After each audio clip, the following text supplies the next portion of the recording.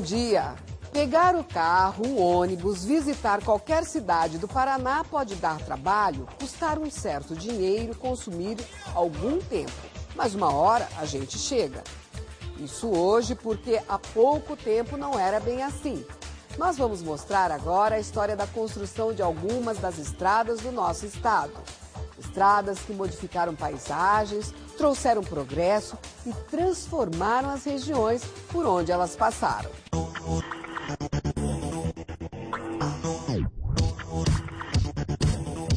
O mapa do Paraná é hoje um emaranhado de estradas, mas não muito tempo atrás, apenas 3 ou 4 gerações, não havia nada além de caminhos onde só passavam carroças e de ferrovias. A história das estradas de rodagem no estado começou quando a picada aberta na Serra do Mar pelos primeiros exploradores que subiram do litoral para o Planalto foi largamente ampliada. A Estrada da Graciosa levou 20 anos para ser concluída. Foi inaugurada em 1873, ainda no Brasil Império. Mas a ligação entre as praias e a capital só ganhou paralelepípedos e muretas de pedra quase 30 anos depois de pronta, já no começo do século XX. O Paraná vivia o ciclo da erva mate. A produção saía dos Campos Gerais e de Guarapuava por outras estradinhas abertas à picareta, passava por Curitiba e ganhava o mundo depois de descer a serra pela Graciosa. Mas a região norte, onde o café começava a ser plantado, tinha dificuldades de escoamento da produção por aqui. Esta historiadora, funcionária do DR há 32 anos, explica as consequências disso para o Paraná. Pela própria colonização do norte pioneiro e o restante do noroeste era ligado mais a São Paulo e Minas. E o escoamento da produção agrícola acabava indo por São Paulo em detrimento do porto de Paranaguá. Em 1913, começaram a ser feitos estudos de traçado da região entre os rios Paraná, Paranapanema e Itararé. Mas na década seguinte, o processo de construção de estradas ainda era bastante precário. A única máquina disponível era o rolo compactador a vapor. O transporte de terra e de pedras escavadas era feito por carroças puxadas a burro. Em 1927, o Exército entrou na luta por mais estradas. Os soldados ajudaram a abrir a ligação entre São João e Barracão, unindo cidades próximas à fronteira com a Argentina e o Paraguai. Abriram também a estrada ligando Bocaiúva, na região de Curitiba, a Ribeira, em São Paulo.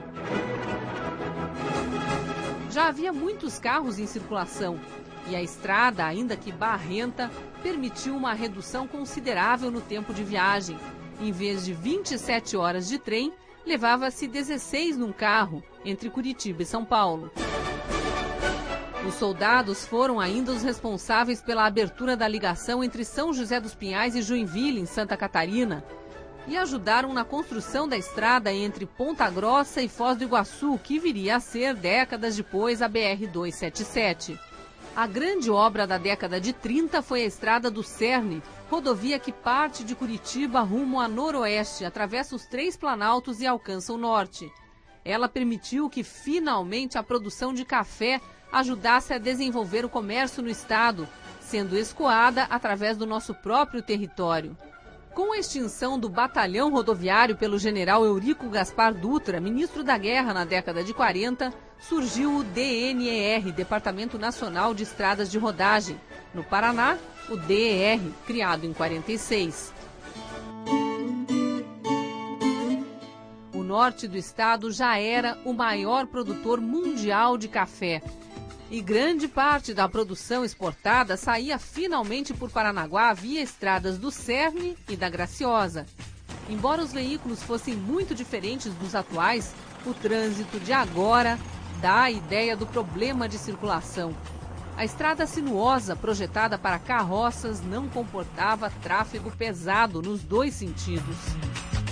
Foi por causa deste problema que surgiu a Morretes Turística. A Estrada da Graciosa passou a ter horários só para a subida e outros só para a descida da serra. A cada 2 horas, o DR fechava a estrada e invertia a mão. Quem estava em viagem era obrigado a parar aqui e esperar. Foi então que os moradores de Morretes passaram a servir lanches e refeições. Começou com um antigo bar que existia junto à bomba de gasolina onde os ônibus eram abastecidos. O bar mudou de nome e de mãos, mas funciona até hoje. E o sobrinho neto da antiga dona, um menino na época, lembra bem o que aconteceu com Morretes na década de 60. De repente, Morretes fechava, meio-dia, enchia de gente, era uma loucura.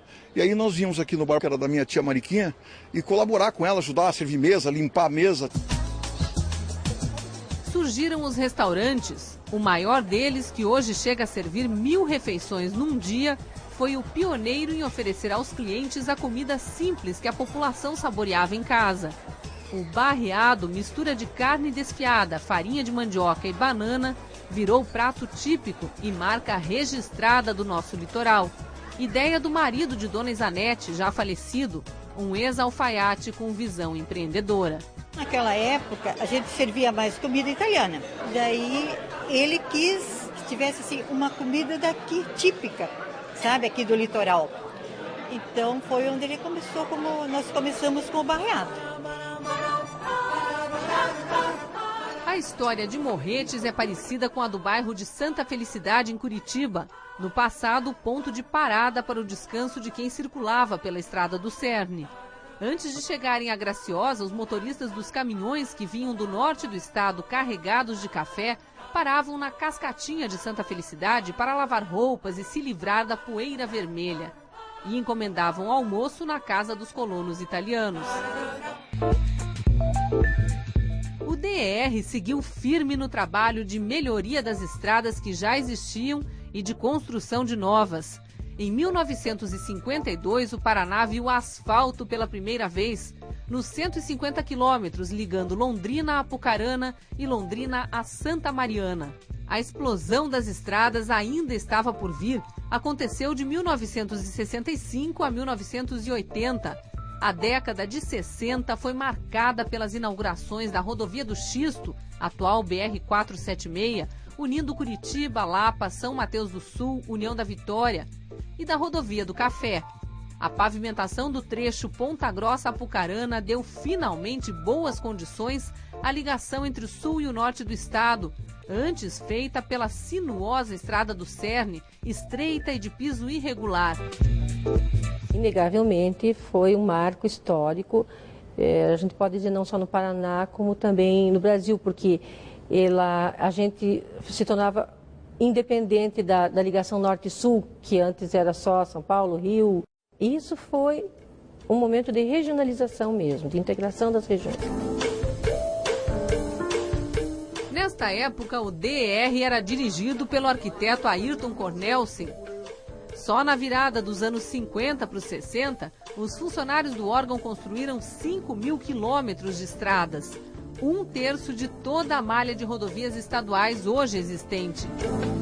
Nós fizemos primeiro um teste para ver o custo que o DR fazia e o que nós pagávamos. Era um absurdo tão grande. O que nós fazíamos, o que pagava 1 quilômetro, nós fazíamos 10. Então, por que pagar um empreiteiro se nós temos gente, temos capacidade, máquina, por que empreitar? A explosão de estradas continuou depois que Lolô Cornelsen saiu do DR. Rodovias importantes foram ampliadas. A Serra do Mar, cortada novamente, ganhou uma estrada moderna em 68, o trecho Paranaguá-Curitiba da BR-277, que finalmente desafogou a Graciosa. E veio também a BR-116, ligando Curitiba a São Paulo de forma definitiva. Hoje, com o estado cortado em todas as direções, a função do DR é mais de conservação das rodovias, um patrimônio de todos os paranaenses.